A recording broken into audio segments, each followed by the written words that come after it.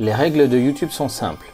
Si tu aimes mes vidéos et pour me dire merci, clique sur le pouce bleu ou laisse un commentaire. Et si tu en veux d'autres, abonne-toi et clique sur la cloche. Merci.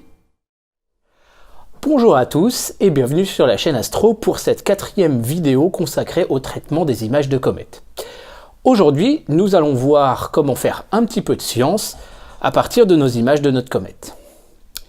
En effet, quand vous regardez votre photo de la comète, particulièrement l'exemple d'aujourd'hui, la comète 46P Virtanen, vous pouvez constater que notre comète est entourée d'une coma, d'une chevelure de forme relativement circulaire, et il n'est pas forcément toujours systématique de pouvoir observer une queue.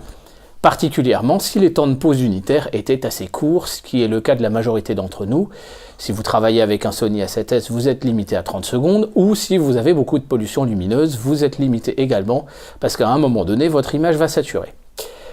Et donc le traitement que nous allons faire est assez intéressant. Il s'agit du gradient rotationnel, et c'est maintenant sur la chaîne Astro.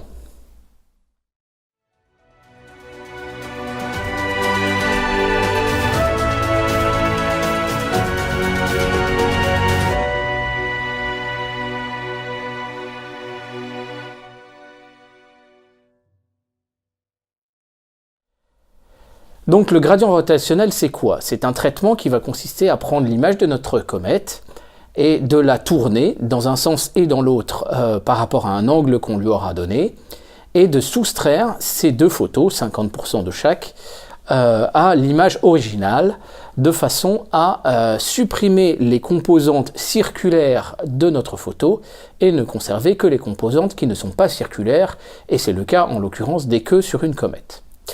Donc ce traitement est réalisable aujourd'hui, à l'heure où je vous réalise ce tutoriel, uniquement avec le logiciel Iris. Il le sera dans la prochaine version de Cyril, qui devrait sortir au mois de janvier, peut-être février 2019, donc avec l'ensemble des traitements spécifiques aux images de comètes. Donc du coup on est obligé d'exporter, quel que soit notre logiciel, notre photo vers Iris.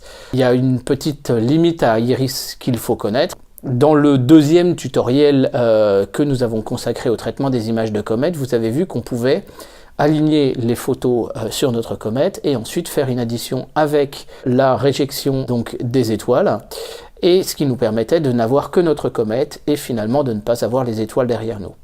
Et donc c'est plutôt de ce type d'image-là qu'il faut partir pour faire le traitement de gradient rotationnel. Donc pour faire un gradient rotationnel, on va utiliser Iris. La première chose à regarder, c'est la plage de luminosité maximale d'Iris qui est de 32 767. Et donc ça veut dire qu'on est en fait en 16 bits signés et non pas en 16 bits unsigned. Parce que sinon ce serait 65 535. Et ça va être très très important dans la façon dont on va coder l'image quand on va la lui donner. Donc on va prendre PixInsight et on va prendre notre image comète seule. Et en fait l'histogramme transformation n'est pas encore fait sur cette photo. Donc l'histogramme transformation, on va la faire. Là vous voyez qu'on voit un noyau qui est extrêmement petit. Et ça c'est quelque chose à gagner, à garder. C'est-à-dire que si je prends comme ceci, à un moment donné, si je commence à trop me rapprocher, vous voyez que mon noyau il va commencer à baver, comme vous pouvez le voir ici. Donc il ne faut surtout pas tirer en fait sur la valeur maximale. Par contre, la valeur minimale, on peut. Voilà. Et on va essayer de faire quelque chose qui va nous sortir toute la coma de notre image, et en même temps ne pas, voilà, et ne pas complètement cramer le noyau. Ensuite, avant de sauvegarder, vous pouvez voir que l'image est encore pas mal bruitée. Donc là-dessus, on va faire une réduction du bruit. Avec le ACDNR, ça marche très bien.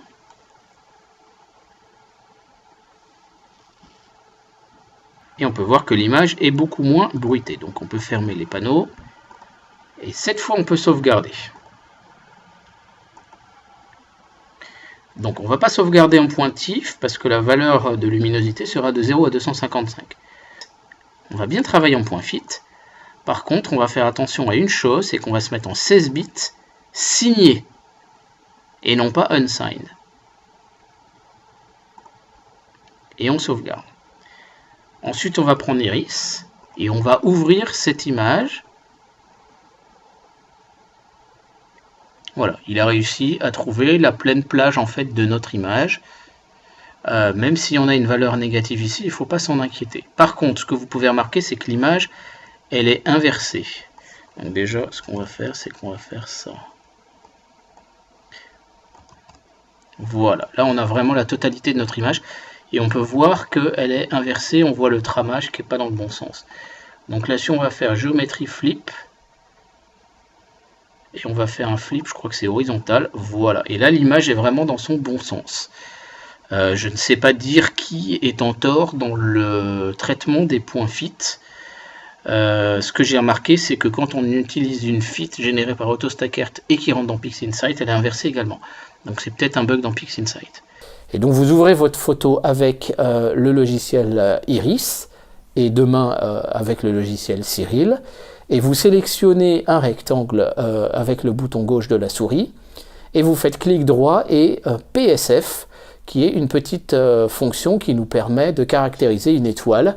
On utilise généralement ça pour caractériser la courbe de Gauss et en particulier le seeing et globalement finalement la qualité de notre image. Mais ici ce qui va nous intéresser, c'est que la fonction PSF va nous calculer le centre exact de notre comète, du noyau de notre comète, sur la méthode du full width half maximum, c'est-à-dire de faire une courbe de Gauss en 2 dimensions et de prendre le médian de la valeur maximale et de la valeur minimale de notre courbe de Gauss, et à partir de ce médian-là, de calculer un centre exact en dixième, voire centième de pixel. Et cette valeur-là, vous allez la retenir, et vous allez la prendre pour indiquer le centre de la comète dans l'outil rotational gradient, ou gradient rotationnel, suivant la langue que vous utilisez. Et ensuite, vous sélectionnez un angle, ça peut être 10 degrés, 15 degrés, 20 degrés. Si l'angle est faible, bien évidemment, il va y avoir beaucoup de soustraction. Si l'angle est un peu plus fort, on va être plus permissif. Et donc, à partir de cela, vous allez avoir une image qui va être recalculée. Et cette image-là, vous recalculez les niveaux et vous pouvez l'exporter pour pouvoir mettre en évidence les queues de votre comète. Donc au final, ça vous permet de confirmer par exemple une observation. Lorsqu'on a observé pour notre part la comète 46P Virtanen le 12 décembre 2018, on avait pu observer ce qui nous semblait être 2 jets de matière à partir du noyau quand on l'observait dans le télescope de 400 mm. Mais ce n'était pas évident puisque c'est vrai que les queues étaient extrêmement ténues par rapport à une chevelure qui était quand même très présente. Et l'outil gradient rotationnel nous permet de faire donc ce traitement-là et de mettre ces queues en évidence et donc de confirmer notre observation. Voilà, je vous remercie de votre attention pour ce petit tutoriel. N'hésitez pas à déposer un pouce bleu et à vous abonner à la chaîne si ce n'est pas déjà fait. Le pouce bleu est important parce que ça permet aussi à YouTube d'évaluer la satisfaction que vous avez sur cette vidéo. Donc si je vous apprends quelque chose, voilà, moi je remarque que 9 personnes sur 10 en moyenne viennent voir une vidéo et ne prennent pas le temps de déposer ce tout simple petit remerciement qui fait toujours plaisir et qui encourage à faire d'autres vidéos. Les vidéos sont gratuites, je ne suis pas payé pour les faire, et donc voilà, je vous demande simplement ce petit geste d'attention. Et je vous dis à très bientôt pour les prochaines vidéos de la chaîne qui vont traiter d'autres sujets que les comètes, parce que je crois qu'on a fait quand même pas mal le tour, mais on va pouvoir s'attacher à d'autres aspects de l'observation et de l'astrophotographie amateur. Alors je vous dis à très bientôt, merci, au revoir.